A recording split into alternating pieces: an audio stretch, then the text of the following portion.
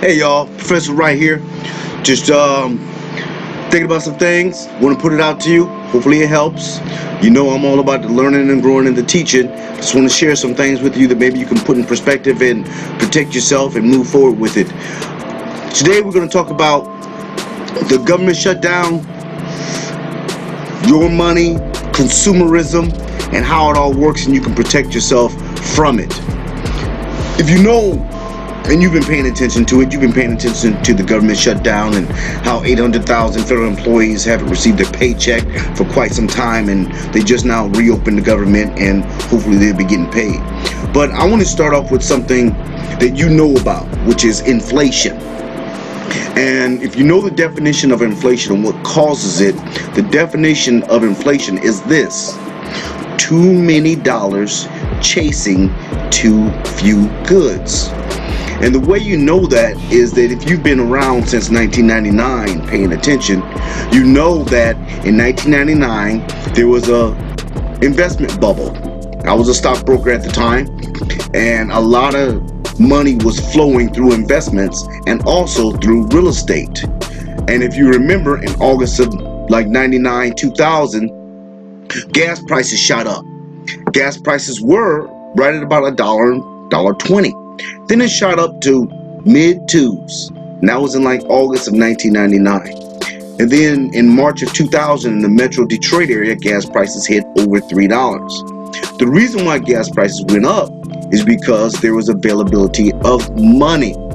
And the industry wanted its share of the American dollar, the consumer's dollar. Remember, you're not a consumer, you're a citizen. They just changed the consumer to give you that platform so you can just buy. And if you think about it, the law of supply and demand, and I shared this in another video, the law of supply and demand has it twisted. They tell you that the supply is the good or service and the demand is that you wanted it. So let me explain this to you in a different way, so hopefully give you some insight. If you and your friends all had a car dealership, an automobile dealership. So your friends had Audi, BMW, Toyota, Honda. Each one of them had a dealership. Everybody in your family had a different automobile line dealership. So like I said, BMW, Toyota, Honda, Kia, everybody in your family had a dealership. And all of a sudden, every single American had $1 million. What would you do with the price of your automobiles on your lot? Theoretically, you would raise them, right? No, practically, you would all lower them to the degree that you could still generate a profit. So the BMW dealers may lower their prices just a little bit. The Hondas may lower theirs. Everyone would lower their prices. Why? Because the supply is not the inventory on the lots. The supply is the money. The dealer wants your money. And the way that I can support that is by this: commercials, marketing, advertising. Do you really want that burger? But they market it, they advertise it, they bombard you with all these advertising. That fried chicken, air fried chicken fryer late at night on a commercial, I gave that example already. No, you really don't want it, but they're gonna market it to you and advertise it to you, bombard it to you. So now you're thinking, you know what, I'm gonna go get an air chicken fryer and use it. No, you're not. You're gonna buy it for 3 payments of $19.99. And it's gonna sit in your doggone cabinet and you're gonna fry chicken the way you always have. But they sold it to you and you bought it.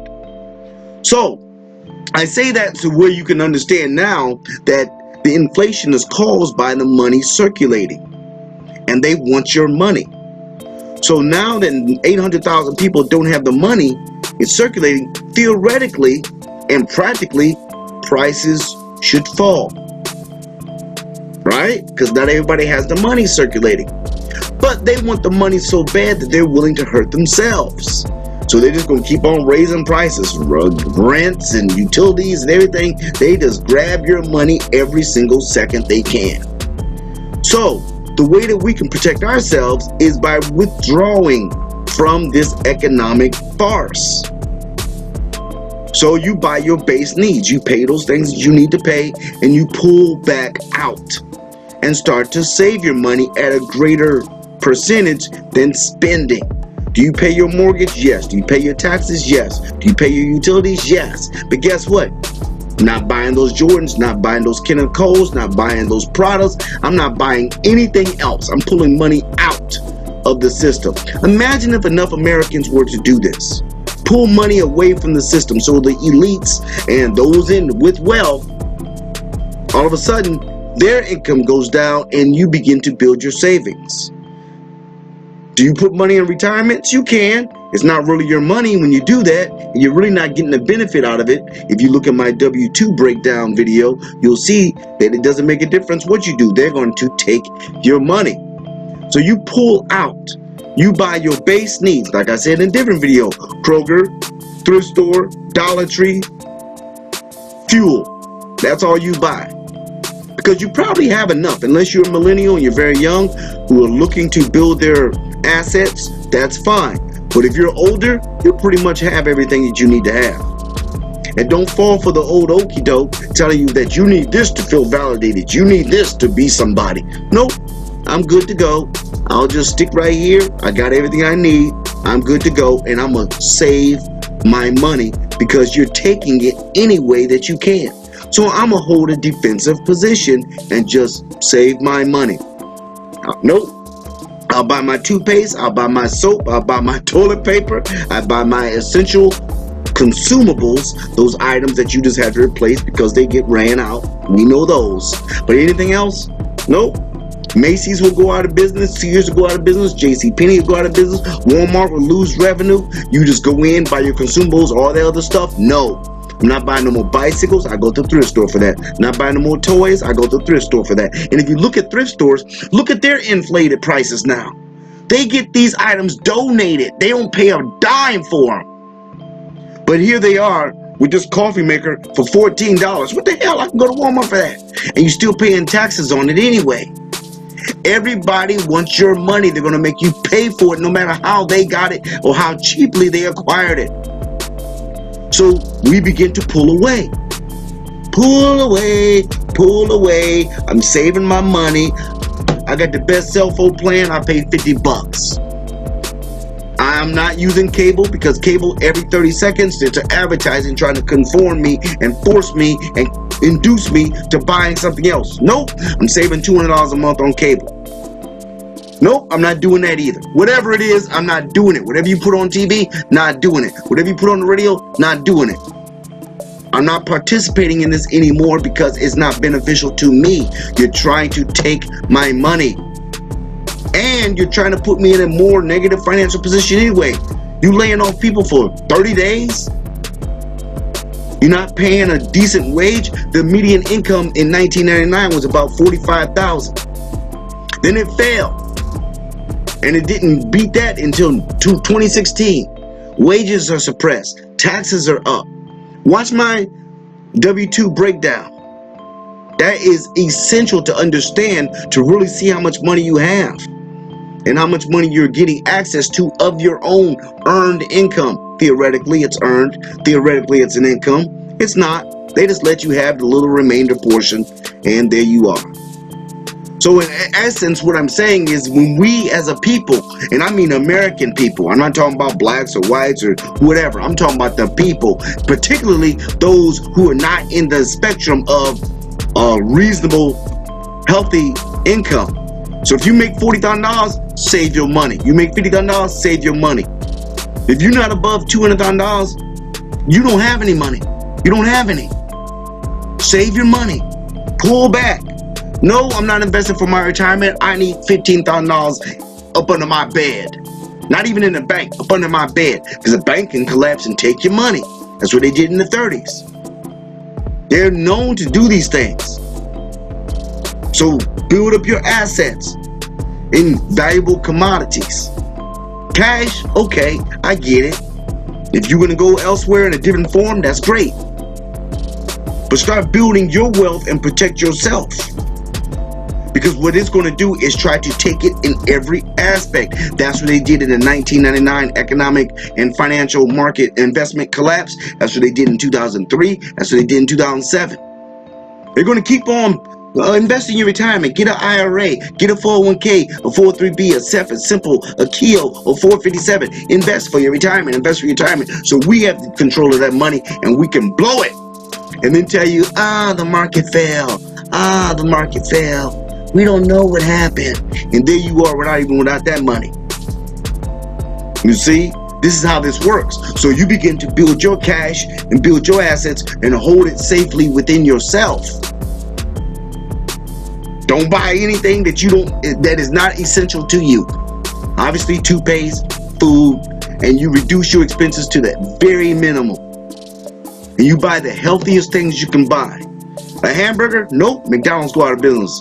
Cheeseburger? Nope. Fried chicken? Nope. I'll go to Kroger, buy these things, go to Aldi, go to Save-A-Lot. I'm buying the least expensive things at the healthiest point for me.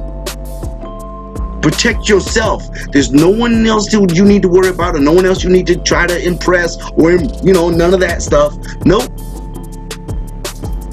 Keep it like that for you, so then you can protect yourself and your family. I haven't done the 5 P's video, and maybe I might do that tomorrow. Okay, we need to talk about the 5 P's. But I will say this, in my book, Biblical Principles to Prosperity, there's a verse in it that I use, and it is Ecclesiastes 10:19. And it goes like this: a feast is made for laughter, and wine maketh merry, but money answereth all things. Most people talk about, for the love of money waxes cold, and all those other verses. That's true. The love of money is the base of all evil. It really is. But having money is the solution to just about everything in this dimension, on this earth. So you want to acquire the money. You don't want to love it. You don't want to love it in a bad way. You don't want to do that. But you do want to have it so you can solve your own issues. A flat tire, a heater going bad, your AC not working. Somebody passed, you got to fly out to California and go see them. Wish them the best upon the next transition. These are the things that you are holding money for. These things are more important to you, and you value them more than even the Jordans and the Prada and the Coach purses. You don't care about that stuff. You just do that because they told you to. You're trying to impress somebody else. You ain't got to do that. Just be you. Fulfill your existential self. I talk about that in a different video. Stay that way. Just do you, boo. It's all you have to do. And the best way to do that is through funds. Money answereth all things. So you solve them and you prepare for the essence of life and those things that happen. Circumstances. We know what they are. We grown. And if you're not grown, you still got them because you saw them through your parents or your uncle and your aunt or your cousins. You saw it before. You know how it works. This is how they keep us at the bottom, because we're not prepared, because we transfer our focus from being prepared to trying to impress. Don't do that. Just stay on you. Let other people do what they do. If we get enough people doing what we do together individually, then we can do it together. And we can build that momentum. And we can change the social construct, the social narrative, and the outcome of them. We can change them. It just takes momentum. Most time you talk about politics and social movements and things like that. The best social politic, the best social movement is money. That's what those two are built on. One is built through deceiving the people. Take heed that no man deceive you, Matthew 24:4, the most important verse in all of Scripture to me. So no, I'm going to build my information. I'm going to build my knowledge. Why? Because knowledge is power. But if you have knowledge, you're not using it, power sitteth idle. It just goes sits there. That's basically faith without works. You see? Build yourself up. Know what you need to know. Learn it. And then activate it. Knowledge is compelling. The more you know, the more you got to use it. That's why they work so hard in deceiving and keeping people deceived and ignorant and distracted. So you don't get to know. So you don't have the power or the knowledge. So you can't use it. That's how this works. I say the same thing over and over. If you watch all these videos, I've said some of this in every one of my videos. Because I'm committed to it. I want to share it with you. And I want you to benefit yourself. You ain't got to benefit me. No. No. If we could partner together, that's good. Because two heads are better than one. We know that. If you want to get somewhere, do it on your own. If you want to get far, do it as a team. That's an old African adage. You know, I just said it a little bit differently. That's basically what it says. And that's how you want to move. Improve yourself through the acquisition of knowledge, through your discipline, through your actions. Benefit yourself to fulfill yourself, and then benefit your family and your community if you want to expand through that circle. But first of all, you have to understand that everything that you're doing here, correction, not everything you're doing, everything they tell us to do here is counterproductive to ourselves. That's why we have gang bangings, teenage pregnancies, drug use. That's why we have these things, because someone's looking to fulfill themselves or try to experience release, relief, or escape from their current situation and perceptions of it all. That's how this works. This is all psychological, it's all social, it's all spiritual. And if we don't get that, boom, we played ourselves. So watch your money, budget. If you want a budget form, shoot me an email. I'll shoot you a budget form. If you want to learn about budgeting, watch my video, Professor Wright's Financial Principles. It's 3 of them, talk about budgeting. If you want to learn where your money goes, watch W2 Breakdown. If you want some spiritual background, go to Amazon, buy my book, Biblical Principles to Prosperity, published in 2003. This is the new edition, published in 2018. And get some understanding. Don't be afraid to do the work. Don't fall back into comfort and ease. Don't do it. It doesn't benefit us. Do the work, at least mentally and spiritually. And that's going to culminate in a physical action, which means that sowing and reaping, cause and effect. If you do something, you'll get something. That's how this works. You know this, I know this, except they're distracting us. They're pulling us this way, pulling us this way. Let's not fall for that. Brothers, sisters, people, stay focused on what we want to do. When I say we, I mean you. You, me, individually. Again, if we can culminate collectively for more unified movement, then that's good. But until then, stay on you. Hopefully we can meet in the middle. Focus on your money.